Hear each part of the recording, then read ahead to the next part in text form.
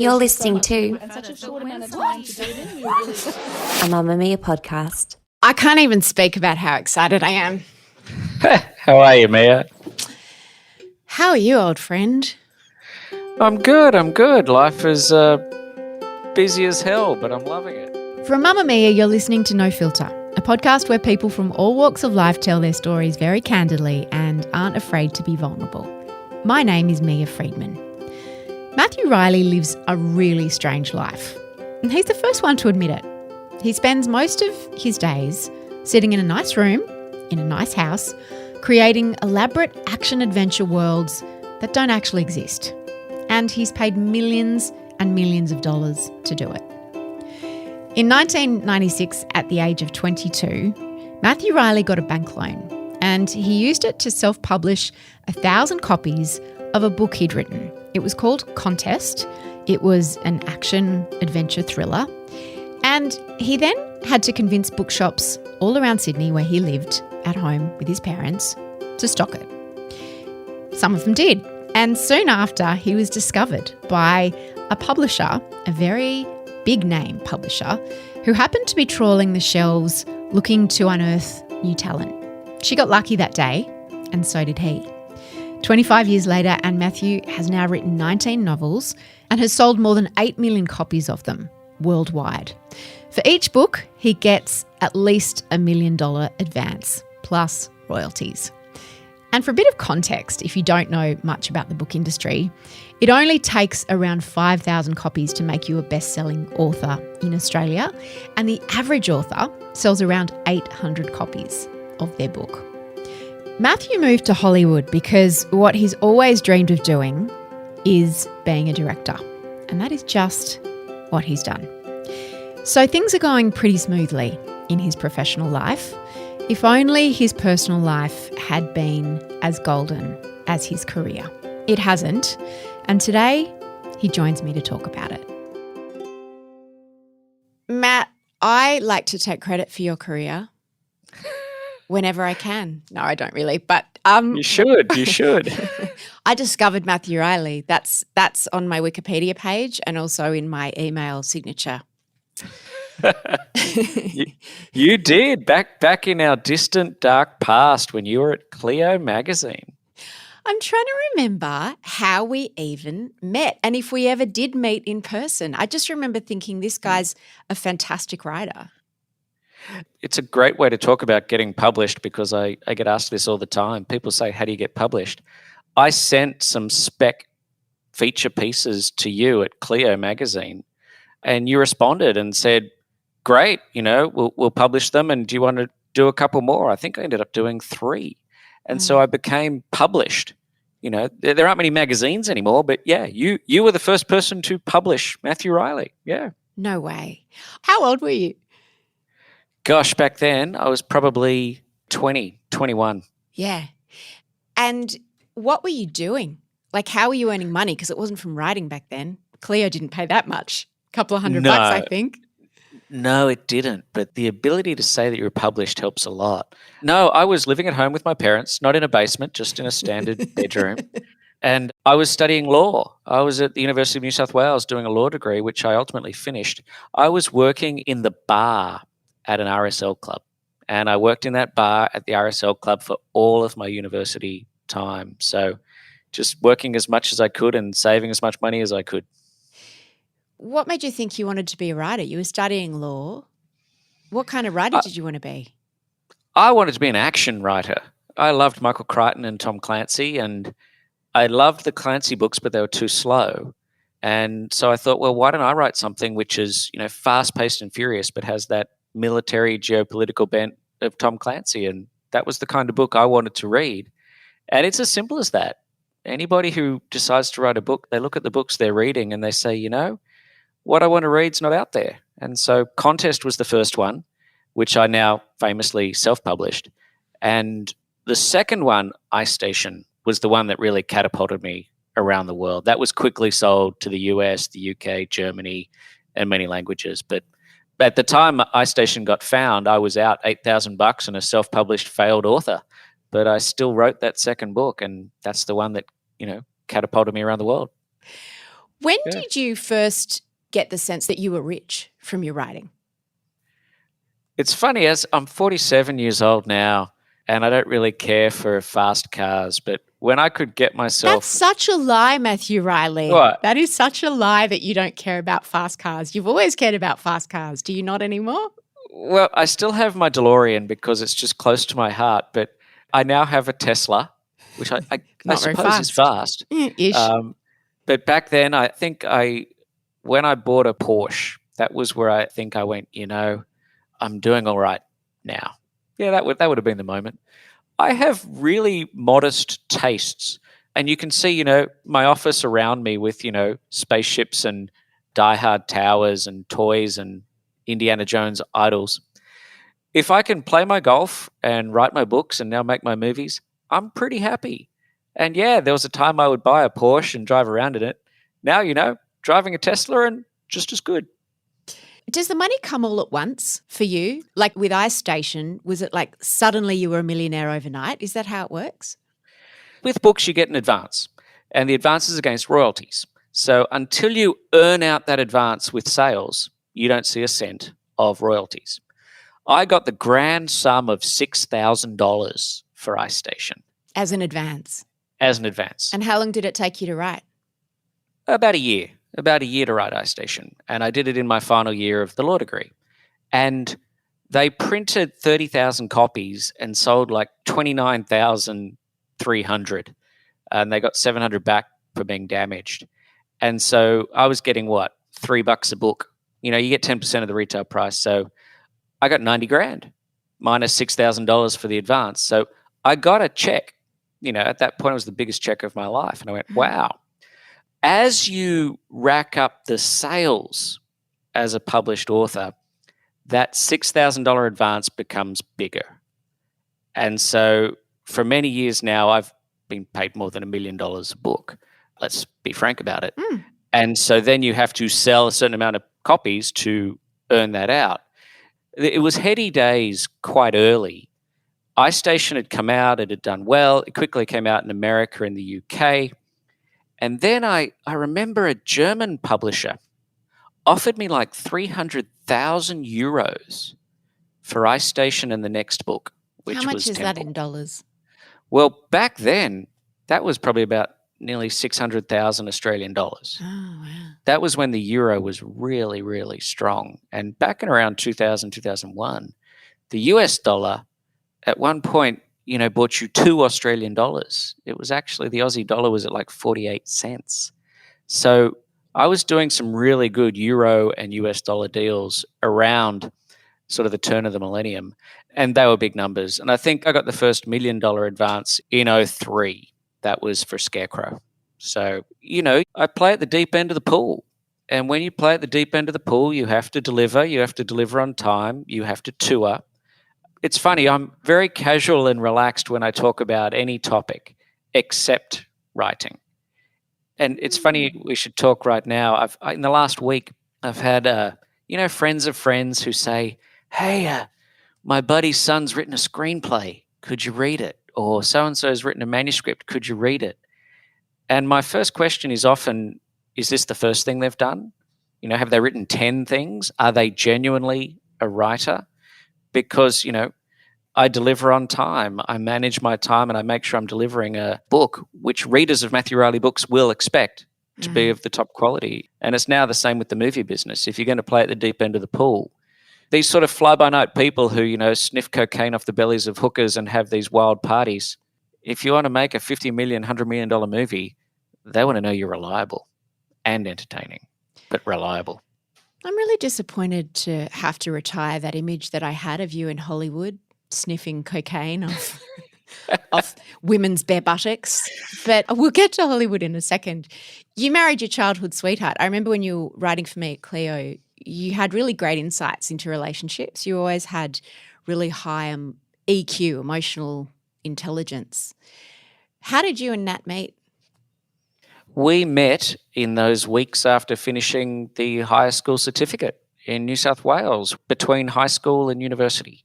And I'd got into law school and she'd got into psychology, and we were both going to the University of New South Wales. So it was at a party. must have been around January of that sort of time, just after you finished the HSC. She got sick. She suffered from depression and then anorexia when she turned about 33. You've described it as it's like a switch flicked in her brain and she changed a lot.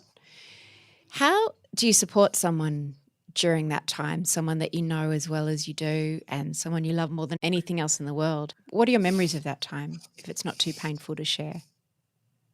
Yeah, it's hard.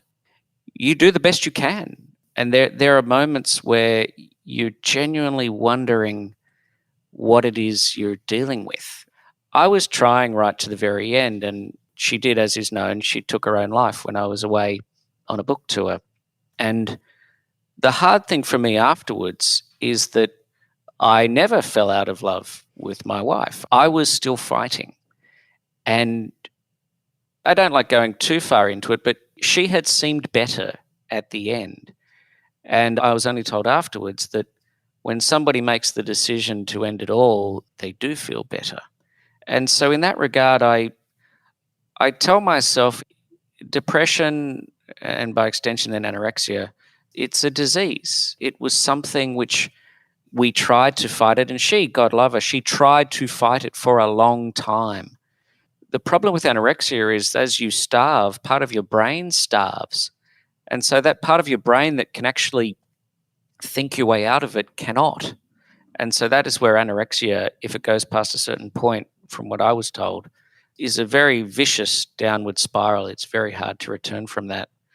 How do you fight it? You fight as hard as you can. You go to doctors, you try to go on vacations. But when your beautiful wife tells you that when she looks in the mirror and she sees Gollum, it's hard for someone like me who is incredibly logical, sometimes painfully literal. It's hard to grasp that. But I knew something was seriously, seriously wrong. I've heard bereavement after suicide being described as like a knot of grief that is really, it can take a lifetime to untangle and sometimes never untangle because it's there's anger, there's loss, there's guilt, there's, devastation, of course, in amongst all that grief. Yes. Because the person who you lost is also the person who made you lose the person you lost. It's a big question, but how have you tried to untangle that knot over the years since Nat passed? It's an ongoing project. Back in the early days, I used to say it took 5% of my brain power just to stand upright, and slowly that whittled down to 3%. These days, it's probably only 1%. There's a long answer and a shorter answer to this. The longer answer is I got some tremendous advice early on. I did a lot of reading, but I had one gentleman say to me, you have to forgive yourself.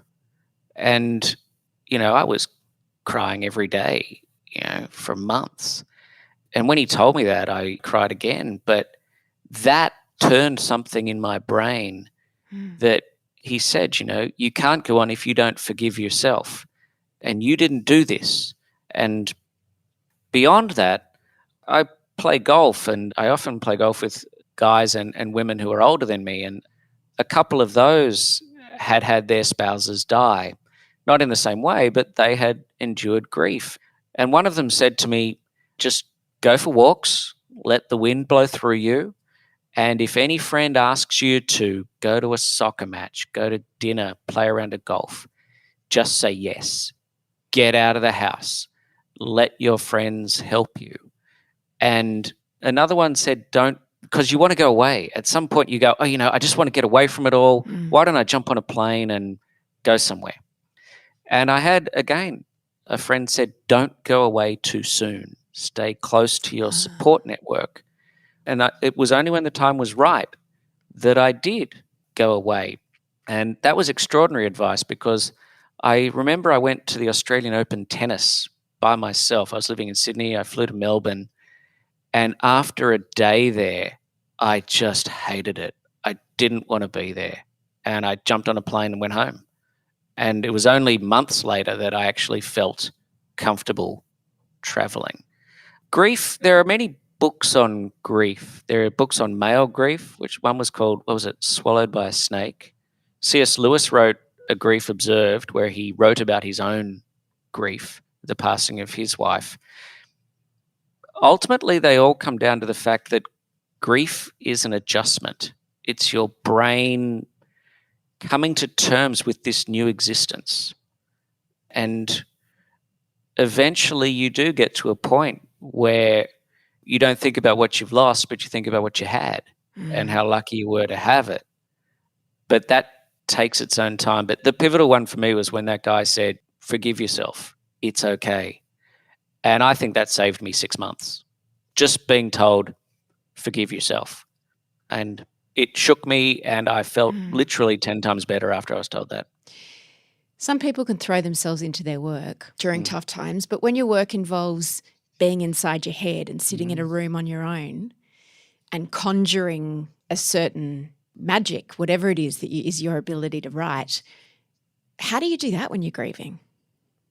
You don't. I didn't. And, we talk about the money that I've made writing novels. Some people who lose their spouse have to go to work on Monday morning. And I was fortunate that, I had savings, and so I could not work. For a year, I didn't work. And I just, the days are long. You look at your watch and it's 1 o'clock in the afternoon. You go, I'm not going to go to sleep till 10:30. The days are long. The dog who is right beside me now got the longest walks ever in her life, 3-hour walks. It's like, please, can we go home? I'm tired. Yeah. There came a point about a year later where I had an idea for a book, and I actually just felt like writing. And it was a book I did called The Great Zoo of China, which is quite possibly one of the more cartoonish ones of my books. For a guy who writes outlandish, suspension of disbelief fiction, this one's really suspension of disbelief fiction. It's Jurassic Park with dragons in China. But I think I was trying to escape, and it was a total, utter escape from reality. And I enjoyed writing the book again, and it gave me purpose and something to do, and sort of back on that horse.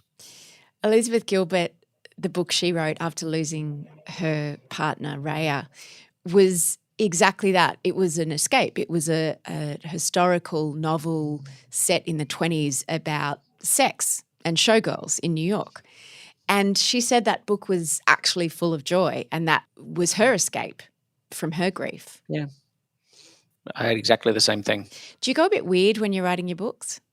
I probably go into a trance. I've never filmed myself, but I'm probably staring. I'm at my computer right now. I'm probably just staring like this, tapping away. I don't move. I don't see. I lose track of time. Yeah, I love it. It's a legal addiction. It is.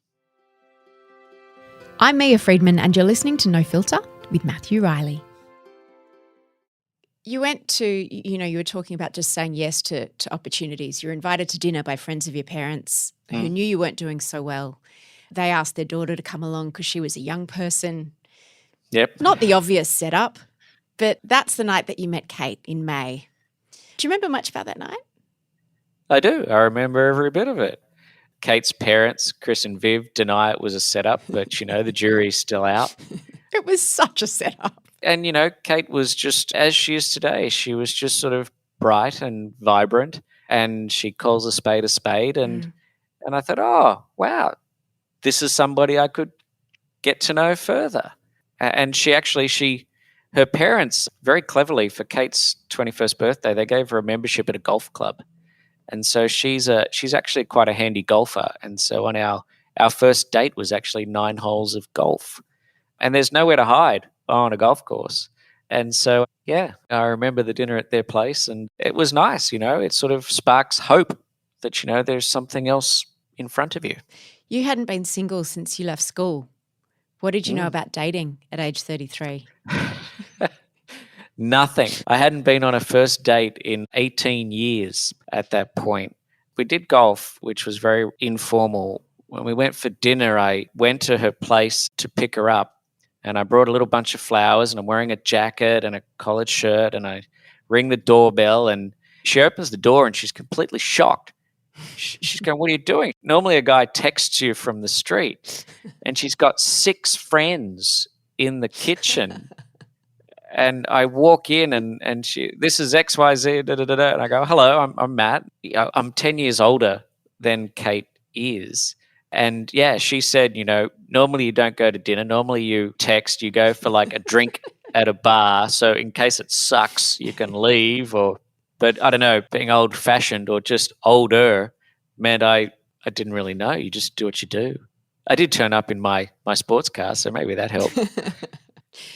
Your brother said on Australian Story how you used to go and visit Nat's grave and how you told him that every time you left you'd say, makes me want to cry just thinking about it, but you'd say, I've got to go and live. Did you tell her about Kate? Yes. And I still do that. I still do that every time I go. It's important. I'm here in Los Angeles now, and there are many reasons to create and start a new life in a new place. There are too many memories for me in Sydney, which when we talk about the movie, that was something which popped up as I'm making the movie back in Sydney. But yeah, every time I fly into Sydney, the first stop I go is off to the cemetery just to sit there. And yeah, you sit beside the grave and you talk, and I tell Natalie what I've been doing. And yes, I said, I've met someone as well, and Natalie wanted me to be happy, mistaken in the belief as she may have been. She wanted me to be happy. And so I think it's important that you go there, and yeah, it makes me tear up a little bit too. But you have to get up and walk away from that grave as well. And it's that moment when you turn away to do something else. I never want her to feel that I've forgotten her. And so that's where I did say this thing. I said, I've got to go and live. And that allows me to sort of get up and then go. You carry it with you. It's impossible not to, but you always must remember.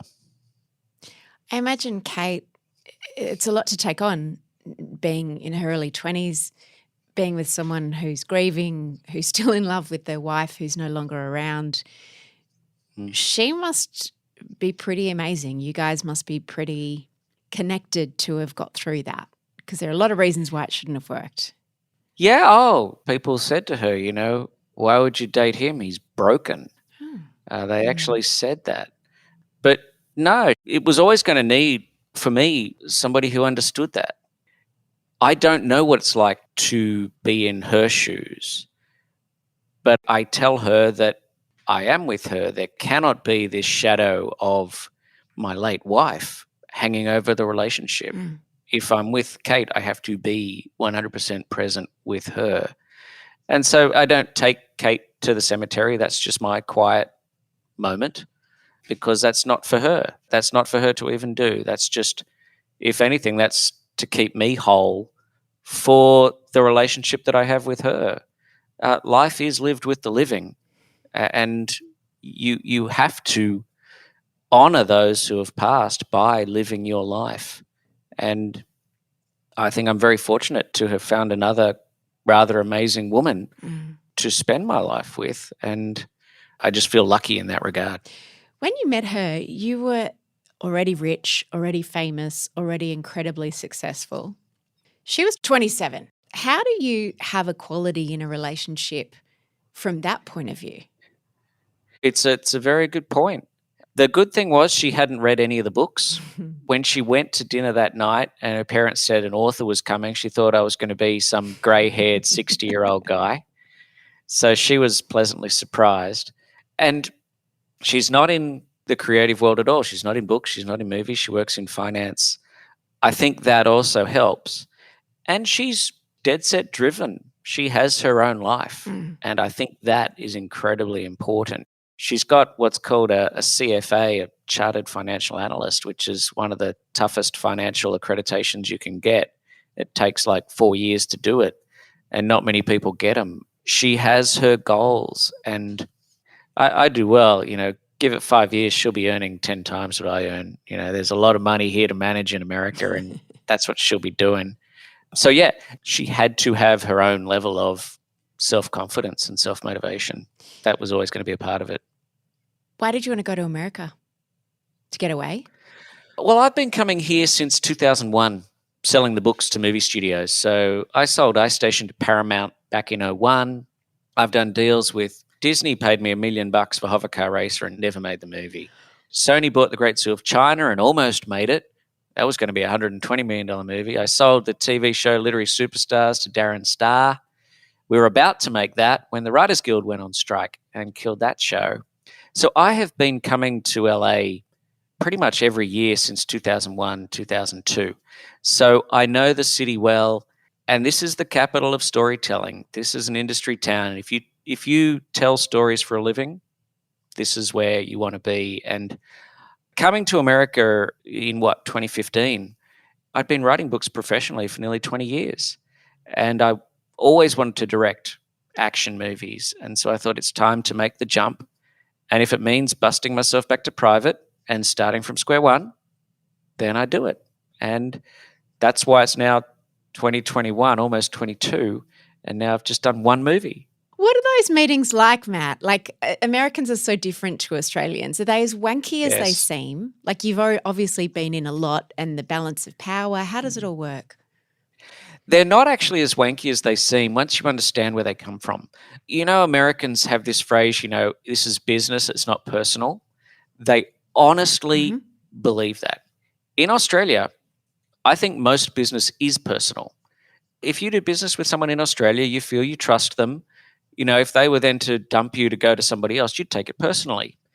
In America, they honestly create this business side, personal side. And once you understand that, you just don't take it personally. And so I don't. I only ever needed one person to say yes to Interceptor to allow me to direct it. I had all the no's. I just needed one to say yes. And so the good thing about America is you can get 100 no's. You just keep coming back and maybe there's somebody who'll say yes. Did you know that Luke Perry, you're old enough to remember Luke Perry from 90210. Legend has that 90210 was his 217th audition in a row. If you can come back after 216 failed auditions and turn up, you deserve every success you get. And he's had that. And that's the thing. People see in my life, they see the successes. It's the 20 knockbacks that they never see. But, that's the name of the game. And they don't have to see that. From a power point of view, I imagine when you were, as an author selling your book rights to a studio, you're in the power seat because they all want you. But then it was interesting that having reached the summit of your chosen career, you then decided to go back right down to the bottom and flip that power balance. So you were in there, cap in hand, going, yes, please let me direct this. Yes, I was at the bottom again. And as a first-time director, nobody wants to work with you. First-time directors, they have a terrible history. No. But I had this script. And not only did I have the script, I have the ability to write dozens more. And there are not many people in Hollywood who can do that.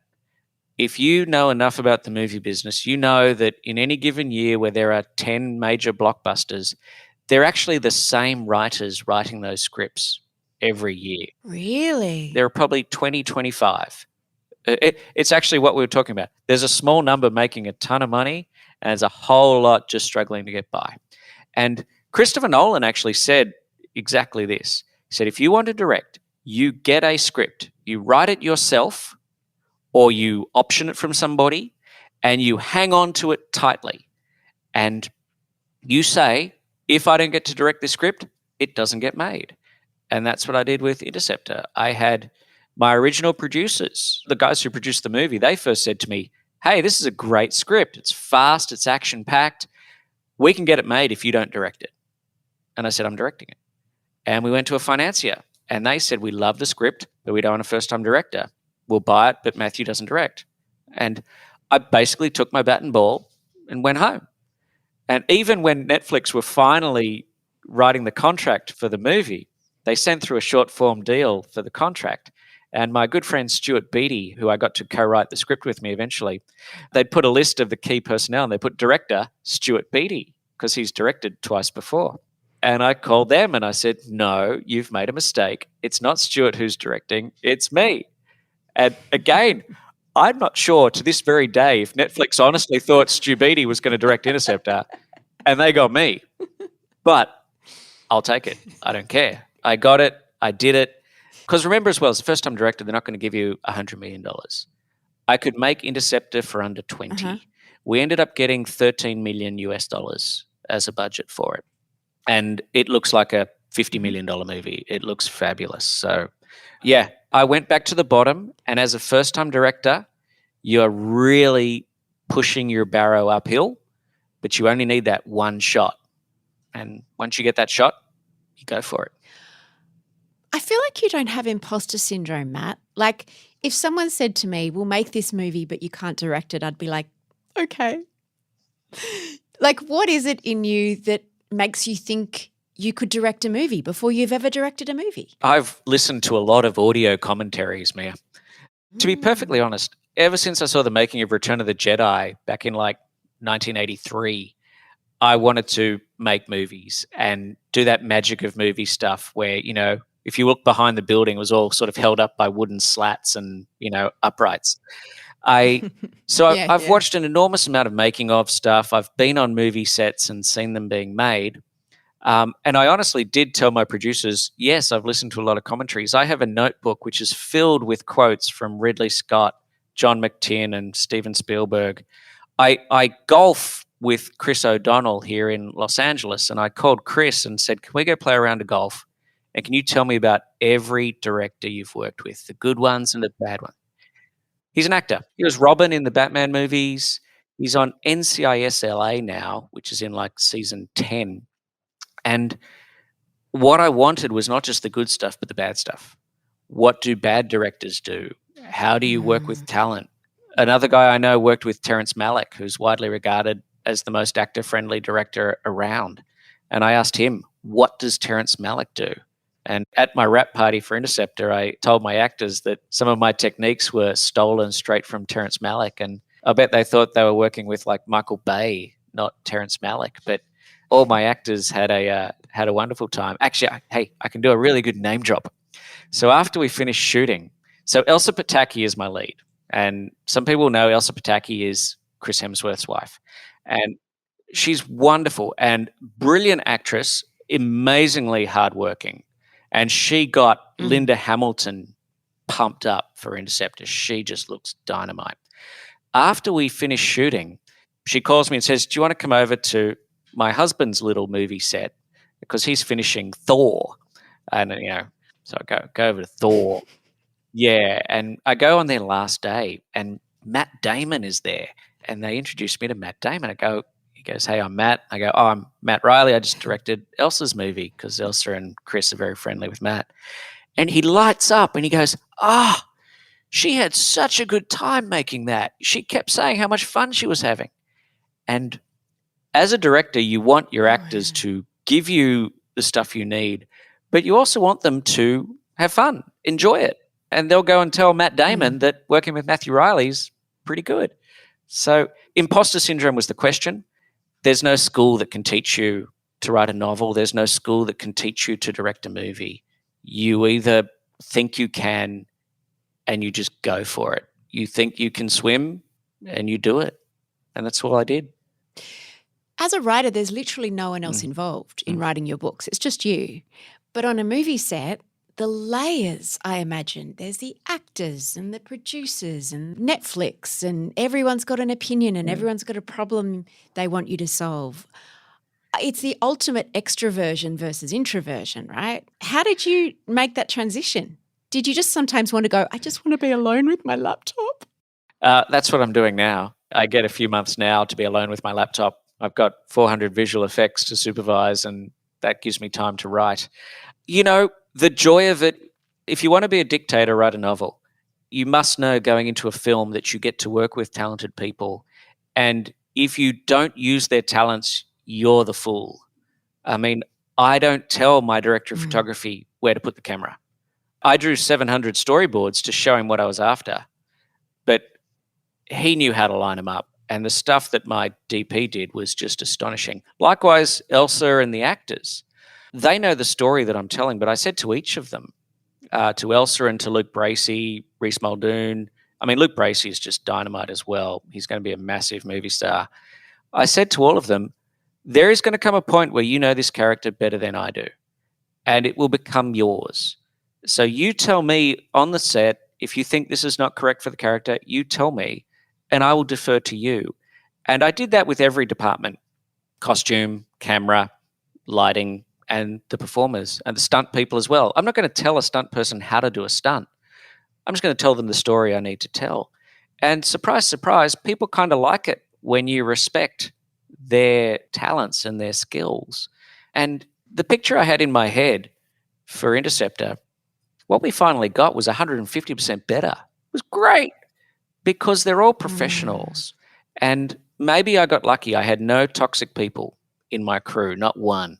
Everybody was motivated.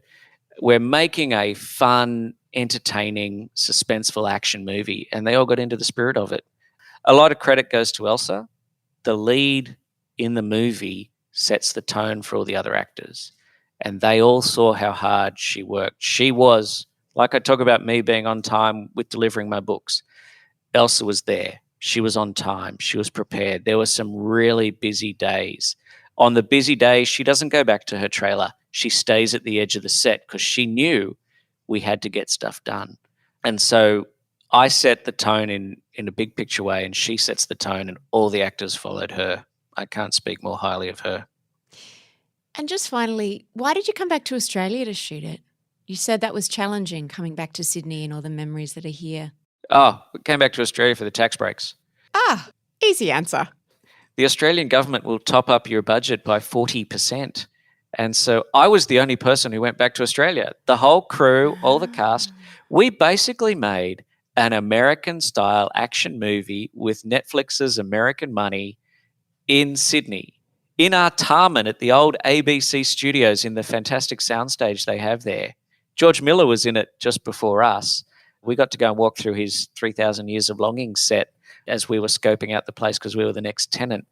It was a kilometre away from my old house. So I had come to America to go into the movie business, and Interceptor would not have happened if I hadn't moved to the States. And then you come all the way back and you are literally a kilometre away from your old house, which I actually do still own. I've got a tenant in it. Again, you have to battle just the memories that are there, but it also was so familiar that for me doing this new thing, I was much happier to be doing it in Sydney rather than in Prague or, some city I wouldn't know. I knew where the grocery store was. I knew where food places were. So I know the banking system. I still have a bank account there. So it was very helpful to do it back in Sydney. And hey, if Netflix let me do it again with more money, I'll do that again in Australia. I'm happy to bring American money to Australia and to the Australian crews. They're the best. So why wouldn't I? It's a beautiful full circle moment. Thank you for listening to this No Filter. I hope you enjoyed my chat with the man I discovered, Matthew Reilly. I didn't really, but You can find a link to Matthew's Instagram and his books in the show notes. The assistant producer of No Filter is Lucy Neville, and the executive producer is Eliza Ratliff. I'm Mia Friedman, and if you want more of us in your life, come and visit the Mamamia app. And just by reading or listening to our content, just by listening to this podcast today, you are helping to fund girls in schools in some of the most disadvantaged countries in the world. Through our partnership with Room to Read, we're currently sending 300 girls to school every single day, and our aim is to get to 1,000. And then 10,000. Because at Mamamia, our core purpose is to make the world a better place for women and girls. Mamamia acknowledges the traditional owners of the land we have recorded this podcast on, the Gadigal people of the Eora Nation. We pay our respects to their elders, past and present, and extend that respect to all Aboriginal and Torres Strait Islander cultures.